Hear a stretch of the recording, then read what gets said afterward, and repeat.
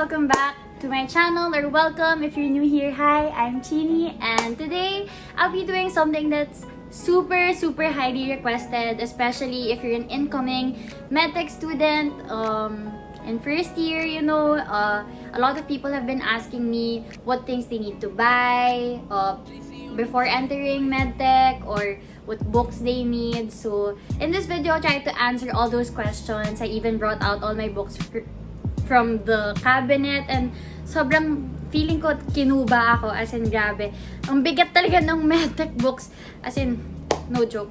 Anyway, so let's get this video started, and I'll try to divide this video into 3 parts. The first part will be the basic things that you need. The second one is your PHLEB kit, and the third one is books. So if you want to find out these things, then keep on watching. Sorry if my hair is messy or whatever. So let's start with the basics. Syempre, what kind of student would you be without a pencil case? So this is my pencil case. It was a gift to me from one of my blockmates. You know who you are. And inside, syempre, you have the basics. So ballpen. I also have this uni pen for drawing. You'll understand why. I'll explain more later. I have more ball pens, different colors, another ball pen, correction tape. I have a mechanical pencil before, so that's why I have lead. And then, super important for tests is Monggol pencil, or not necessarily Monggol, but then a number 2 pencil. You need this for exams because all our exams in UST are Scantron. Yun yung tawag doon. Yeah, Scantron. And because I have a pencil, I have a sharpener. I also have an eraser, but it's not here right now. And then I also have this. So this is a stamp that has my full name in the format like, ano yun? Last name, first name, last name, given name, middle initial. Wow! Pinapakita ko as if makikita nyo. Sorry guys, don't mind my pimple patch. I have a pimple there. Anyway, so yeah. Why did I get this made? Because before, nung my face-to-face classes pa, we had to submit our lab sheets like every meeting halos, and those lab sheets would be more than 3 pages usually, or at least 2 to 3 pages. And sobrang nakakapagod, and you know, you take up a lot of time writing your name, especially if your name is long and stuff. So super useful. Pati sa exams, ginagamit ko to. Like, quizzes and stuff. So, hindi ko na kailangan magsulat and diretso na sagot. And then, I also keep 1x1 and 2x2 photos. Kasi, hinihingi siya during first days for each subject. Usually, para sa seating plan. Or if ever kailangan lang isubmit. Ganon. So, I'm not sure kung the things I'm saying right now will apply to online classes, but then I'm just gonna make this video for like face-to-face classes in hopes na in the future, you know, face-to-face na ulit tayo. So, when the time comes, at least, useful pa rin to. So, yeah. 1x1, 2x2 pictures. As you can see, ubos na siya. Like, butas. Yeah. 1x1 and 2x2 pictures. Preferably in your uniform.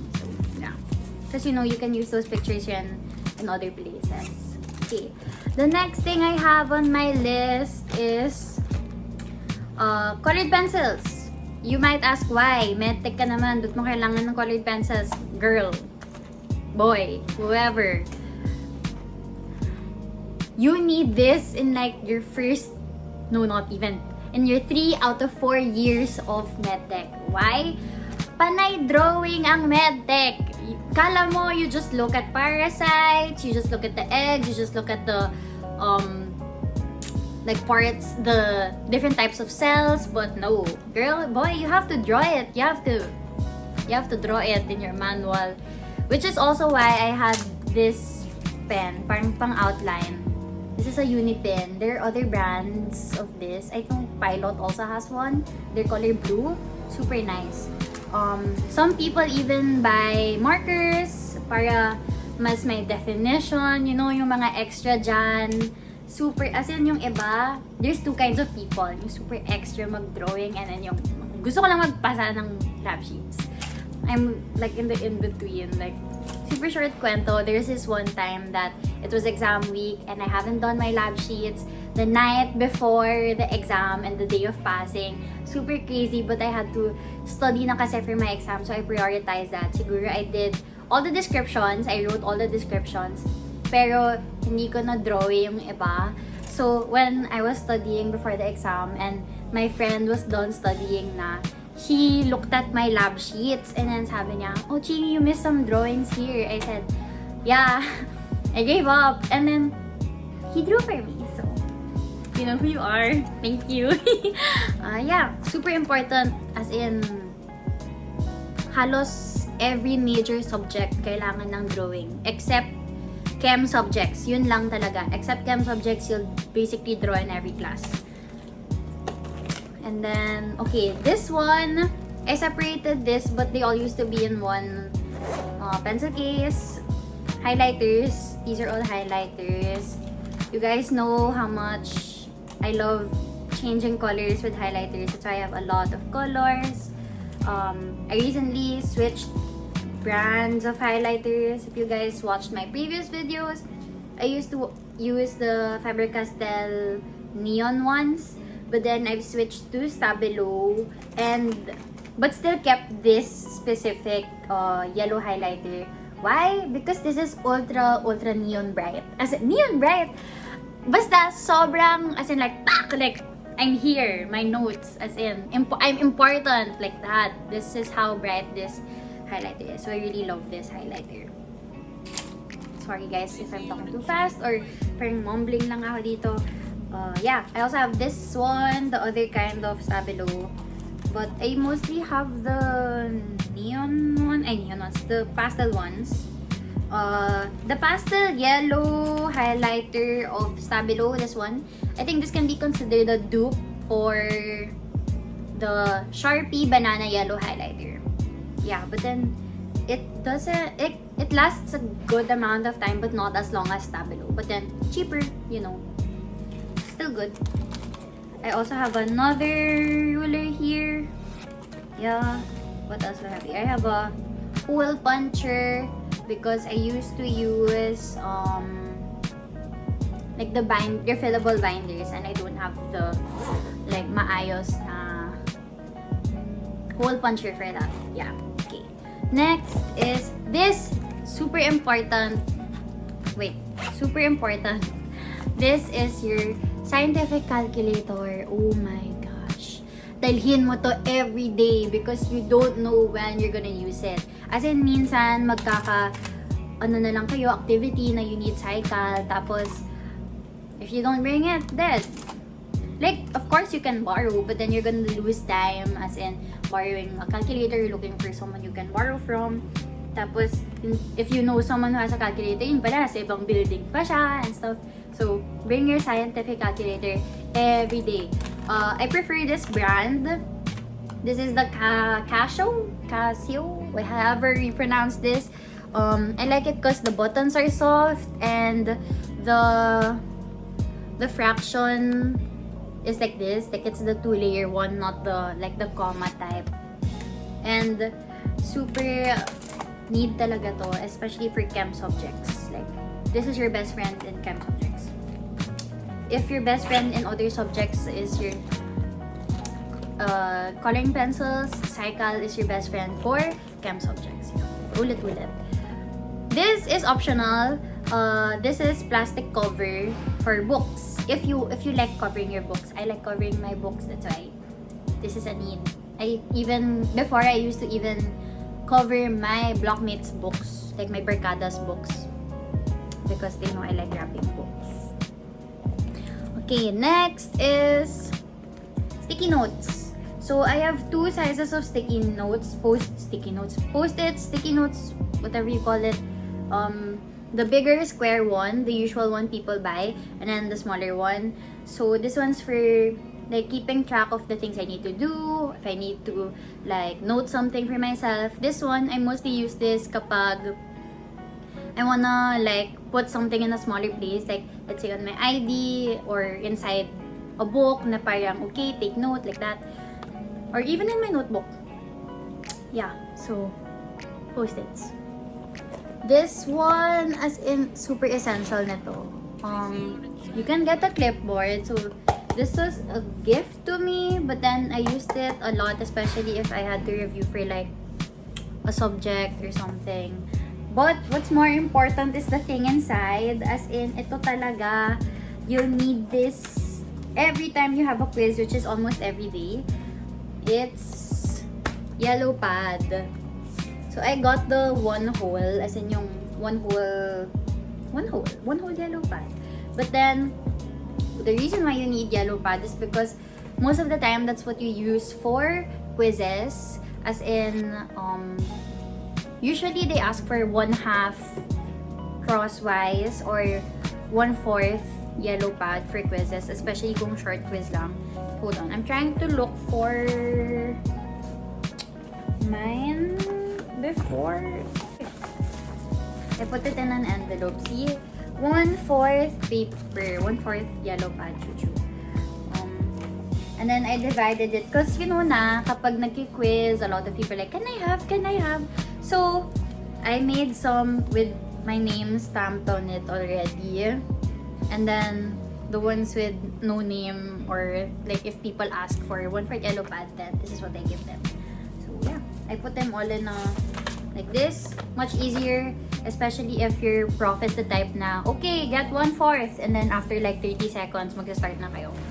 Tapos you're still tearing your 1/4 if you don't have the ready-made 1/4. And then, ayun. So, convenient lang siya. You don't have to do it. Like, you can buy the ready-made ones. But then, you know, mas sulit, I guess, because you'll never know if you need one whole. And then you have 1/4 lang pala. So, yeah. What else? I think that's it for the basics. Oh! Can't forget. A notebook. If you're the type to take notes on a notebook, of course, you'll need a notebook.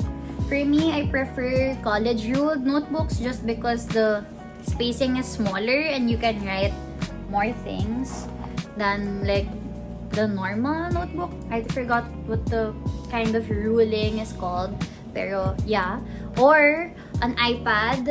A lot of people prefer iPads na kasi nowadays. Kasi, you know, it can store more, it can hold all their books, all the reviewers, and whatnot. So it's really up to you. I was more of a notebook type of student, but then when the reviewers came out, I would use the reviewers more.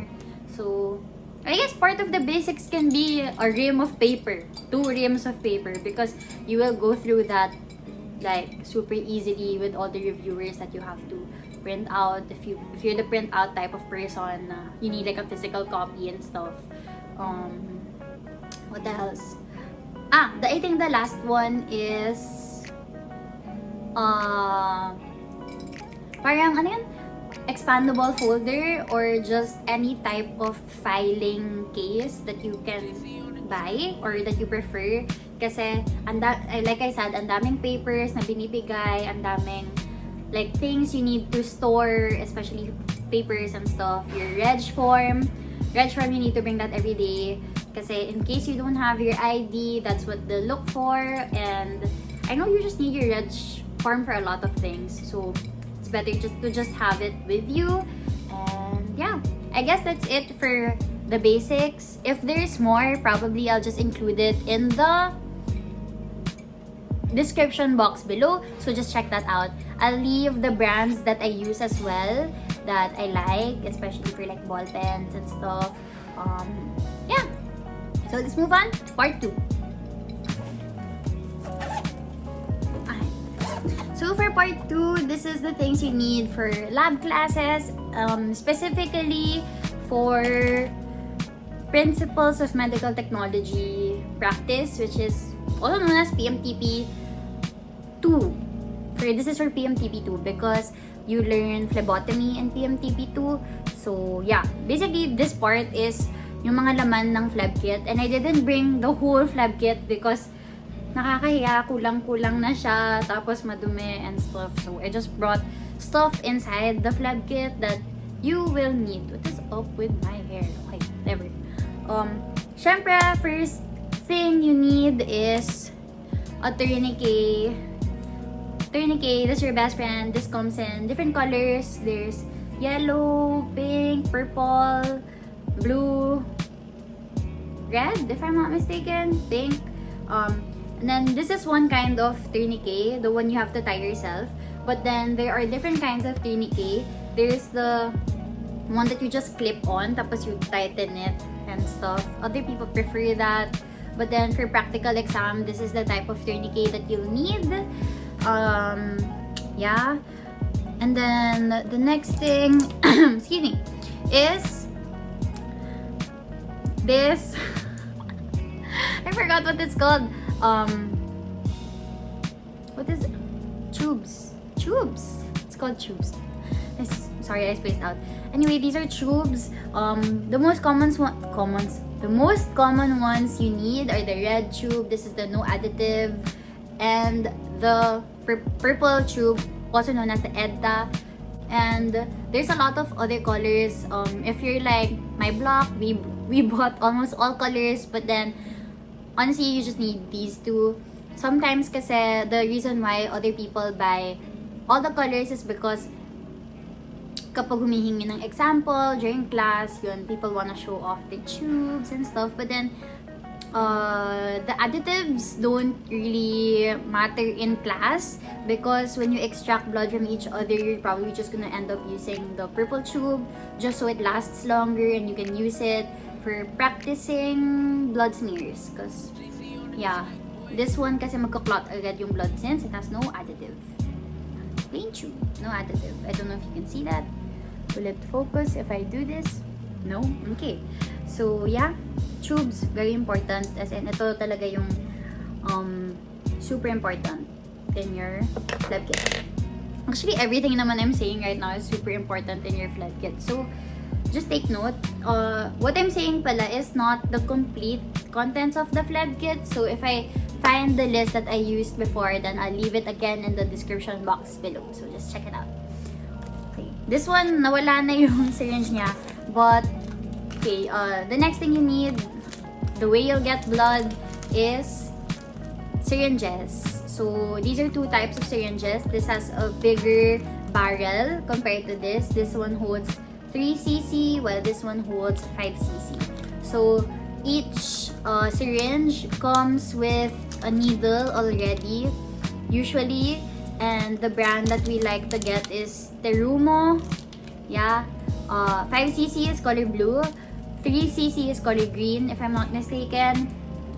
And yeah, you can see naman the like amount of blood liquid it can hold. It's on the syringe barrel and stuff. You can buy the needle separately, especially if you want to change the gauge of your needle. So if you want to know the gauge of the needle, it's usually color coded also. Like this, you can see it says 5cc, then the gauge is 23. So something to remember about the gauges of syringes, gauges of needles is that the bigger the number, the smaller the needle. So meaning if you have a 25 gauge needle, that's smaller. And yeah, usually they're also color coded, so shouldn't worry about that, I guess. And then I have more needle types. So if you guys have seen this on TikTok, this is called a butterfly needle. So it's called that because you see it has wings, looks like a butterfly, and basically it's, if you unravel it, it has a tube, and then you connect it to the syringe. Yeah, so there's like this thing, you attach this there, and then you use this to collect from babies or from people who have hard like veins to collect from, because it's more stable and stuff. Yeah, like compared to this one, because you have to hold it like this, so sometimes you can move and stuff. But then with this one, hindi ka talaga gagalaw. di ka talaga gagalaw kasi you tape the wings here or wherever you're getting from. So, yeah. I like using this, especially if I need blood from myself. Don't do it at home. But then, you know, when times call for you to do things and like getting blood from yourself, better to use this because it's more stable. Yeah, okay. The last type of needle I have here are the multi-sample needles. So there's two kinds because one has backflow, if I'm not mistaken, and then no. I think these both have backflow because some needles na like this, they don't have backflow, so you can choose whether you want it to have backflow or not. But then the difference between these two, the colors and stuff, is the gauge. So this is a 22 gauge and this is a 23 gauge. Yeah. So how this works is you have to buy this also. I forgot what this is called. But basically, you use this type of needle device for when you need more than one sample of blood for different tests. For example, you need a CBC and then you need clotting studies or clotting tests na ni-request. So, syempre, you need your red tube, your no additive tube for your CBC, if I'm not mistaken. And then you need a blue tube for your clotting studies. So, how this works is you put this needle here, and then this needle will go inside the arm, and then this one will hold the tube, and you basically just press, and then the blood will vacuum into the tube. And then when it fills up, you remove it, and then you place the other tube for the other tests that you need. So, yeah. I don't know if I explained that properly, but from what I remember, that's the use of this. Yes. Okay, so basically those first things that I said are what you need in your PHLEB kit. But then I forgot. You need slides. A lot of slides. Sometimes people usually just get one box per group, but from what I have realized, more like one box per person, because especially if you're perfectionist, you'll never be satisfied with the blood smear that you make, so you tend to repeat it until you find one that you like. Yeah, so you need cover glass also sometimes. Yeah. Then for other classes that I don't have right now, aside from the things you need in your PHLEB kit, you need a stool cup, especially for parasitology. You need stool cup when you start looking for eggs and cystin eggs. And then if you have like what's that, catocats and stuff, so you need that. What else? I think that's it. Oh, I have this pouch here. So this pouch, I used to bring it for my group. We also used to have a box for chem lab classes, which I don't have, it's not with me.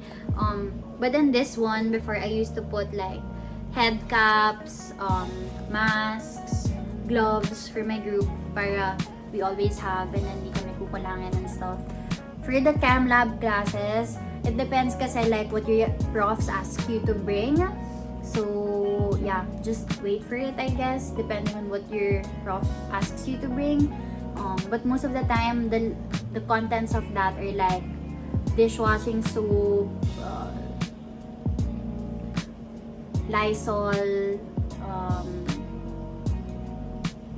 what's it? There's this thing that we used to cover the tables. I forgot what it's called, but then yeah, that one. And then of course your essentials, your lab gown and your goggles in case. Yeah, I think that ends part 2. So let's move on to part 3, something that you guys have all been asking for, the books. So let's go. Ang dami. Yeah. I have a big stack of books beside me. Okay. So this will not be in any particular order. I just got it from the cabinet and then I'll show you what subject it's for. And I don't know the prices, so you can check it na lang online, I guess. So the first one is Surgeon's Clinical Hematology Theory and Procedures. This is the 5th edition. This was my sister's book, so I didn't really need to buy another hema book because this one was okay with me. Although I know there is another hema book by Rodax, but I think that one is for laboratory. I think Rodax is also super important because a lot of, at least for us, a lot of the things in our exams came from there. So yeah, that's the first one. The second one I have is a very heavy book with so much information. This is Basic and Clinical Pharmacology by Katsung. Everyone who studies MedTech or MedTechs probably knows this book because I think they're the book that a lot of people study for pharmacology. And oh my god, super bigat niya. Aray. Like, I feel like you can beat up someone with this book. Like, it's that heavy. Okay, ayan. Believe it or not, ginamit namin to ni ate. So, we tried to use it as much. But the thing with Katsung is that it's so wordy. And it's like paikot-ikot yung sinasabi niya. But it's all basically pointing to the same thing. Which is why, for me, you don't really have to buy this one. Because if you're gonna make reviewers, it's better to read it from there since it's shortened. But if you really want it, I mean, all books are investments, especially if you're planning to enter med school, then go for it. Kasi you'll re-study all medtech subjects in med schools. Yeah, it's an investment, which is why we buy books. The third one is another book I feel like a lot of medtech students and medtech people might have encountered. This is Jun Kira's Basic Histology textbook by Measure? Basta ito, Jun Kira. Basically, we just call this Jun Kira and we know that it's histology. This has all the pictures of everything related to histology. So, yung different kinds of tissues, different kinds of tissues, you can see. And then, yung mga, it's divided per, organ system, like muscle tissue, regeneration, vasculature, blood, it even has blood, yan, mga ganyan. These are the types of pictures that you'll see. Ouch, this is so heavy. See, there's everything talaga. For me, I feel like this is a good book to buy, especially if you need to familiarize yourself with the different types of cells, basta histology things. This one, another one, staple in MedTech. This is Belizario's Medical Parasitology in the Philippines book. You can see that's a worm. I'm not mistaken. That's a worm. This is very good in explaining, although I didn't read it and use it as much. Because again, you can see it's wordy and if you like reading from books, then again, it's an investment, which is why we got it. See pictures of eggs, cysts and stuff. Everything you can see in food, basically. Belisario. But from if you're budgeting though for books, then you should at least portion out like 10k or something because these books are expensive. But it's a medical book. What do you expect? So yeah, the next one is Histopathologic Techniques by Gregorios. This is more used in histopathology instead of histology. It's more like preparation of the slides and things you do in the lab, how to like decalcify, how to stain, how to mount it, ganon, the different kinds of cutting machines that you can use for cutting different types of samples. Okay. Next I have is Clinical Chemistry, Principles, Techniques, and Correlations by Bishop. This one, ginamit rin siya ng profs a lot for quizzes and stuff. Some things are like from the exams or from the shifting exams are here. So yeah, this is for Clin Chem. Then the next one, I use this book for a lot, like around 3 different types of chem. So this is Bettelheim's Introduction to General Organic and Biochemistry. Super bigat niya. Wordy. Well, but you know, the pictures are complete. The different structures are here. Pictures of chemical things. You can hear it. Like, it's so heavy. Like, legit, kukubain ka. Especially if you're like my block. We had classes on the top floor of the main building. And we had to carry these books if ever we brought it. So, yeah. And this is my book that's the most memorable because I cried because of this book. So this is Reuter's Anatomy, Physiology, and Disease, Foundations for the Health Professionals. This book comes with an online like assessments type of program, and you log into it and you can like answer questions there. And for us, it was required, and this was one of my first year books. You see on my tabs here. I cried because of this because it was the first assessment we had in first year, as in we had to do one of the activities online and then pass it, and it was like 100 items for 5 points. 100 items for 5 points. And I literally like submitted a minute past it, and then it was late. So I got 0.64 out of 5 and I cried and I was like, kakayahin ko ba yung MedTech? Itong assessment nga na to, hindi ko natapos, whatever. But you know, we're here. So yeah, anatomy. I read, another reason why this book is super memorable for me is because during the 3rd shifting exams for anatomy and physiology, it was a comprehensive type of exam, meaning all topics from 1st shifting to 3rd shifting were included. And I read this whole book in a night. Somehow. Yeah. Crazy. I slept for 30 minutes, which was like a combination of 3 10-minute naps. And from my last nap, I woke up from the dinner table because that's where I was studying. And my araw na. Memories. So, yeah. I think that's all the books I could find. There are other books for general education subjects, but then I didn't show it na because it could change depending on your prof and what book your prof recommends. So, I didn't show that na. There are lab manuals, but then the pages from it I've submitted already, so there's no use in showing it to you. But there'll be a lot of drawings, a lot of explanations and stuff. So yeah, I think that's all I can tell you for the lab manuals. And I think that's it. So if you have any more questions for me about MedTech, leave them in the comment section down below or send me an email and I'll try to get back to you as soon as possible.